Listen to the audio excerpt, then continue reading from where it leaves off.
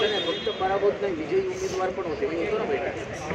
पण त्या बैठकीमध्ये ईव्हीएमच्या संदर्भात प्रत्येकाने रोष व्यक्त केला, कारण की अनेक मतदारसंघातले एकूण झालेलं मतदान आणि संपूर्ण बेरीज झालेली मतदानाची आकडेवारी काही जणांनी सकट दाखवलं की नाशिकमधल्या काही जणांवर हे करतीस हे करतीस हे करतीस हे करतीस, पुढे काय वाढवले ते वाढवले, 1-5 1-5 1-5 पुढे काय वाढवले ते वाढवले, म्हणजे एक पॅटर्न फिक्स केला. त्या पॅटर्ननुसार मतदान झाले आणि जे बालेकिल्ले समजले जातात त्या बालेकिल्ल्याचंच मतदानात फेरफार झाला. आणि मी हे आज बोलत नाही आहे, साहेबांसमोर सुद्धा सांगितलं की मी 2014च्या नंतर लगेच सांगितलं होतं आपल्याला EVM विरुद्ध लढावं लागेल. मी जिंकलो आहे तरी मी सांगतोय की EVM हा आपल्याला रशियाकडे घेऊन जाईल. जसं पुतीनने, हे मी अगदी शुद्धीवर असताना बोलतोय, जसं पुतीनने आपल्या विरोधकांना निवडणुकीद्वारेच संपून टाकलं तसं भारतात होणार, भारताचा रशिया होणार. परंतु तुम्ही तर मार्जिन मोठा मी माझं मार्जिन बिर्जिन काय अर्थ नसतो, माझ्या मार्जिनला काय अर्थ नाही. बघा, मी भारतातल्या 2 लढाया जिवंत असताना बघितल्या. मी तर काय स्वातंत्र्याचा लढा बघितला नाही, पण स्वातंत्र्याचाही लढा बघितला तर महात्मा गांधींनी मोठा जनभावना तयार केली. त्या जनभावनेला एक इमोशनल टच दिला की हा देश आपण स्वातंत्र्य केला पाहिजे, कारण का आपण स्वातंत्र्यच नाव, आपण गुलाम आहोत. आणि त्यांनी ते त्यांनी ते पुढे नेलं. 1977-75 ते 77मध्ये जयप्रकाश नारायण यांनी विद्यार्थ्यांना हाताशी धरून पहिल्यांदा एक अधिकारशाही विरुद्ध आंदोलन केलं आणि नंतर ते आंदोलन इतकं पेटलं की त्या सरकारला जावं लागलं. नंतर 1989 साली विश्वनाथ प्रताप सिंग, याचं किती खरं होतं किती खोटं होतं बाजूला ठेवूया, एक जनआंदोलन पेटवलं ते बोफोर्सच्या तोफांवरती आणि लोक हल्ली. ह्या देशातल्या लोकांना प्रकरण व्यवस्थित समजून सांगावं लागतं. आता पूर्वीची काही लोक राहिलेली नाहीत. लोकांना त्याग, संघर्ष या गोष्टी फार कराव्याशा वाटत नाही. मला देशामध्ये एकमेव माणूस वाटतोय जो त्याग आणि संघर्षातूनच जन्माला आला आहे, त्या शरद पवार. आणि मी उघडपणाने बोलून दाखवलं, साहेब तुम्हाला यावेळेस जयप्रकाश नारायण यांची भूमिका घ्यावी लागेल, आपल्याला किंमत मोजावी लागली तरी चालेल, पण पाहिजे ती किंमत मोजू, पण या देशाचा रशिया होऊ देऊ नका. विरोधी पक्षच अस्तित्वात नाही, विरोधी पक्षाला व्यवस्थितरित्या संपून टाकायचा हा जो काही प्लॅन दिसतोय. म्हणजे 2,40,000 चंद्रपूरची सीट निवडून येते 4 महिन्यापूर्वी आणि आता 2,40,000 कव्हर करून अजून 1 लाखांनी मागे जाते. एवढं असं काय घडलं? नांदेडची लोकसभा येते, विधानसभा सगळा खायचा जातो. आणि जसं मी सुरुवातीला सांगितलं, पॅटर्न आहे, जिल्ह्यामध्ये पॅटर्न दिला आहे, एवढी मतं एवढी मतं एवढी मतं एवढी मतं. ठीक आहे, लोकशाही आहे. आता पण मी हे का बोलतो, मला बोलण्याचा अधिकार इच्छेसाठी आहे. मी पहिल्या दिवसापासून सांगतोय की EVMचा विरोध करा, बॅलेटवर या. मी माझी निवडणूक हरलो म्हणून बोलत नाही आहे आणि हे मी आज बोलत नाही आहे. मी हे अनेक वेळा लिहून टाकलेलं, लिहून ठेवलेलं आहे. माझ्या प्रत्येक ब्लॉगमध्ये मी लिहिलेलं आहे.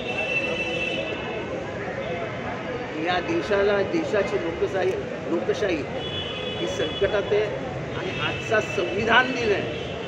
ज्या संविधानातनं तुमचं इलेक्शन कमिशन निर्माण झालं, ते इलेक्शन कमिशन हे सरकारच्या हातातलं बावलं झालं आहे.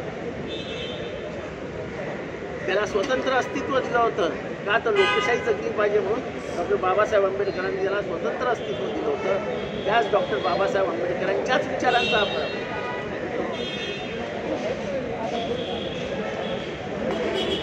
आपल्याकडे सुप्रीम कोर्टामध्ये EVMची लढाई चालू होती. तर सुप्रीम कोर्ट असं म्हणालं, 4 दिवस वाया जातात. वाया कसं जातात? त्या देशाची लोकशाही किती तर देश चुकेल, संविधान वाचेल आणि त्या सुप्रीम कोर्टचे जस्टिस बसतील. अमेरिकेमधलं एक मला निवडणूक आठवते, जवळजवळ 7 दिवस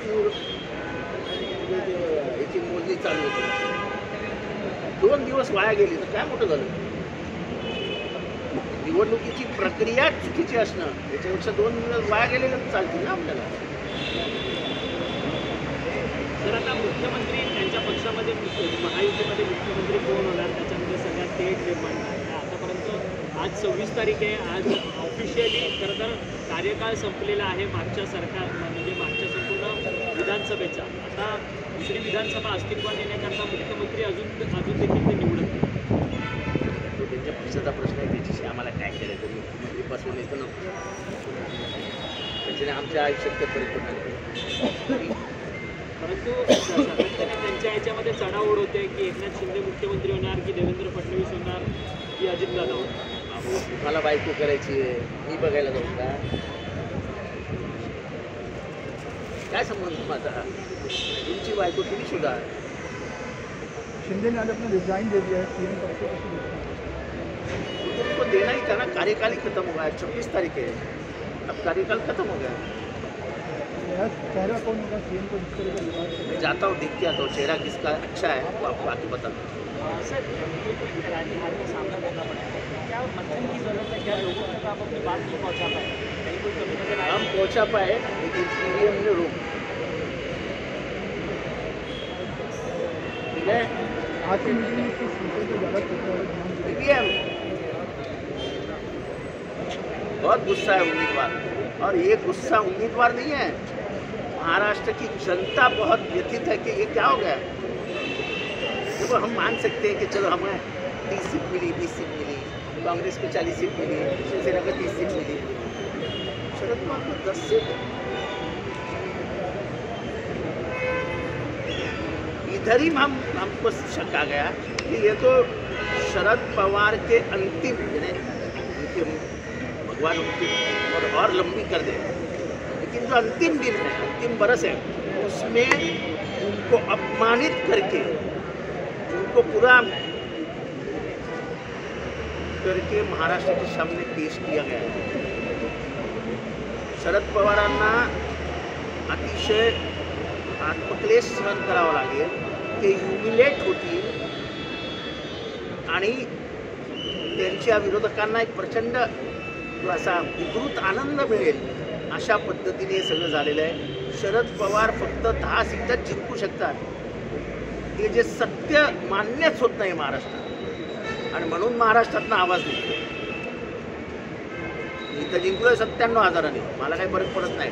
97,000ने जिंकलो असताना पण मी म्हणतो की आमच्या इथं हे लफडं आहे का. माझ्या विरोधातला उमेदवार होता, त्यांनी मिठाई आणून ठेवली होती, त्यांनी फटाके आणून ठेवले होते, त्यांनी ढोलताशा आणून ठेवले होते, सगळी तयारी करून ठेवली होती, आणि प्रत्येकाच्या तोंडात एकच होतं, आम्ही 13,000ने जिंकणार, आम्ही 13,000ने जिंकणार, आम्ही 13,000ने जिंकणार. झालं ते झालं, पण एवढा कॉन्फिडन्स येतो कुठनं? म्हणजे माझ्यासारख्या माणसाला 6व्या फेरीपर्यंत दुखदुख होत होतं, ते जरा म्हणजे काय कळायलाच मार्ग नाही. म्हणजे मी एक असा किस्सा ऐकला आहे की टी व्हीवर सांगू नये, पण एका उमेदवाराने एका सत्ताधारी पक्षाच्या वरिष्ठ नेत्याला फोन केला की मला 5 कोटी लागतील. तर त्या वरिष्ठ नेत्याने सांगितलं, अरे 5 कोटी ठेव घरात, तुझं काम झालेलं.